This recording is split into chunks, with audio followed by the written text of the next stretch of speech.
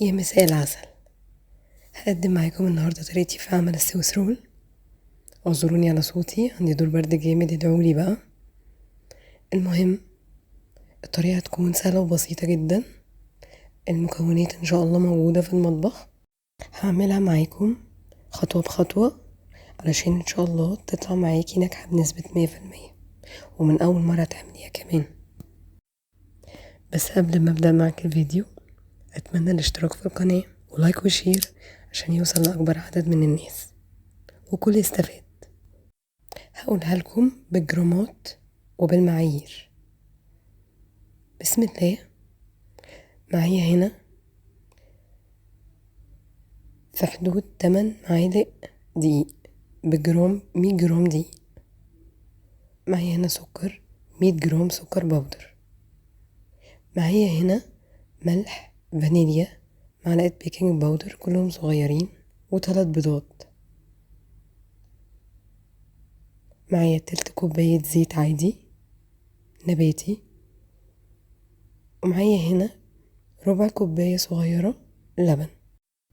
وهبتدي ان انا اجيب البولة بتاعتي، وهبتدي ان انا انخل الدقيق علشان ادخل كمية هوا. ومعاه معلقة الملح الصغيرة ومعلقة بيكنج باودر برضو صغيرة، وانخلهم واحطها على جنب. واجيب بولة تانية اكسر فيها البيض علشان احنا هنا هنفصل الصفار عن البياض. بولة هيبقى فيها الصفار وبولة هيبقى فيها البياض للثلاث بيضات. وهجيب المضرب بتاعي وهبتدي ان انا اضرب البياض المرنج يعني. واول ما يعمل فوم معايا كده هبتدي انزل بالسكر بتاعي تدريجي، مثلا على 3 مرات مش مرة واحدة. مهمة قوي الخطوة دي. متفقين على 3 مرات. وهسيب مثلا تلت مقدار السكر. هنا بعد ما عمل مثلا منقار زي الكريم شانتيه كده، خلاص كده هو جاهز. هجيب الصفار بتاعي واحط معلقة الفانيليا واحط بقية السكر اللي اتبقى، وهبتدي ان انا اقلب. اول ما اللون يفتح معايا، انا هنا غيرت المضرب بمضرب احسن بالنسبة لي في المسكة. المهم اول ما يبتدي اللون بتاعه يفتح، هبتدي انزل بتلت كوباية الزيت، وبرضو بستمر في التقليب، ومعاهم اللبن وكمان الدقيق اللي احنا نخلناه. ننزل بالكمية كلها عادي، بنبتدي نضربهم. هنا انا بوريكم بعد ما ضربته بالدقيق هو مش ماسك خالص، بالعكس. هبتدي اخد جزء من المارينج اللي احنا عملناه وهنزله على صفار البيض، وهقلب بالراحة من تحت لفوق، مش مستعجلين خالص في الخطوة دي. ومهمة جدا تقلبي بالراحة. بعد ما اخدت جزء وخلطته مع الصفار، هبتدي انزل كله في نفس البولة اللي فيها المارينج، وبرضو هقلب بالراحة من تحت لفوق. العجينة معايا سايلة. جميل كده، تمام قوي. اكون طبعا محضرة الفرن بتاعي على درجة حرارة 180 وانا شغالة بعمل العجينة. المهم جبت الصينية وحطيت فيها ورق زبدة ونزلت العجينة بتاعتي، وهبتدي ان انا افردها بشكل متساوي. ياريت بأي حاجة عندك. بعد ما اتأكدت ان انا الشكل من قدامي متساوي، هبتدي ان انا ارج الصينية شوية واخبطها علشان لو في اي حاجة فيها هوا او ما نزلتش يعني في الصينية من تحت تبقى مظبوطة. وعلى الفرن على طول زي ما قلت لكم، على فرن متسخن مسبقا درجة حرارة 180 في حدود 10 دقايق لربع ساعة.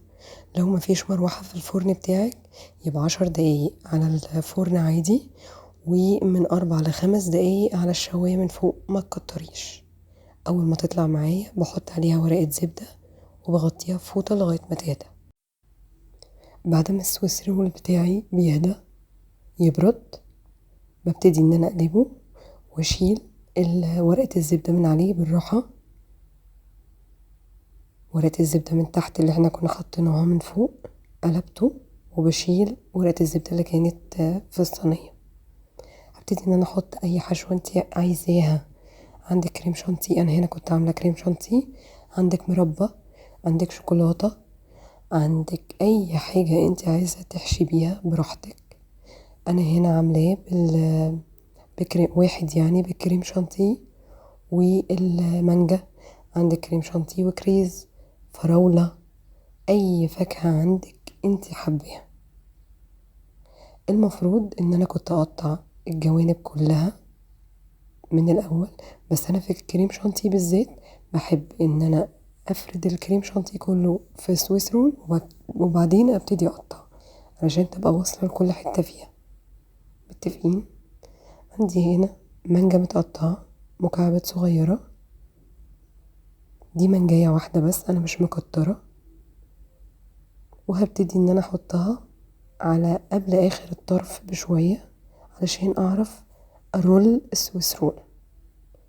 حابة تكتري او تكتري كمان الكريم شانتيه من اخر جزء عشان لما تلفي يبقى مليان برضو براحتك. وهبتدي الفه. ادي دي حشوة تانية حطيت فيها الشوكولاتة مسيحاها، مش حاطة اي حاجة تانية غيرها. وهبتدي ان انا ارول السويس رول بتاعي زي ما انتوا شايفين. ببتدي كده بالراحة، انا ببتدي اضغط في الاخر خالص لما اعرف ان هي اتلفت اهو. ما تخافيش، العجينة لو بالطريقة دي عمرها ما هتتقطع معاكي اهو. بصوا بضغط عليها عادي. بعد ما لفيتها هحطها في طبق وعلى التلاجة على طول. والمانجا والكريم شانتيه برضو بعد ما خلصتها على التلاجة على طول. هنا بعد ما طلعت انا حبيت ازينها، برضو ده شيء بيرجع لك. اي حاجة عندك انت اعملي بيها، ما عندكيش عادي، هي برضو بتتاكل تحفة بجد والله. مش بشهد لحاجتي بس هي فعلا حلوة. وايدي المانجا بكريم شانتيه سيحت لها شوكولاتة بيضة وحطيت عليها سبرينكل. بصراحة في الصيف وهبات السخنية اللي احنا بنبقى فيها دي بنبقى محتاجين اي حاجة حلوة. وهنا بنتي حبت تساعدني وانا بحط السبرينكل، قالت لي انا اللي احطه. انا بحب قوي قوي ادخلها وانا بعمل اي حاجة فيها تزيين، هما اصلا بيحبوا كده. طبعا بعد ما بنخلص تزيين برضو بندخلها التلاجة تاني. عايزة اقول لكم قد ايه العجينة فلافي قوي. هنا بعد ما طلعتها من التلاجة هنا بقى ببتدي ان انا اقطعها لكم. طبعا الشوكولاتة من جوه جمدت بس تحفة ما شاء الله بجد. الرول مظبوط، الشوكولاتة في كل رولة مظبوطة، طعمها حلو قوي قوي قوي. وايدي المانجا بكريم شانتيه بالشوكولاتة البيضة برضو هبتدي ان انا اقطعه علشان اوريكم شكله بيبقى عامل ازاي. حلوة قوي وطري قوي، العجينة مظبوطة والرول مظبوط كمان.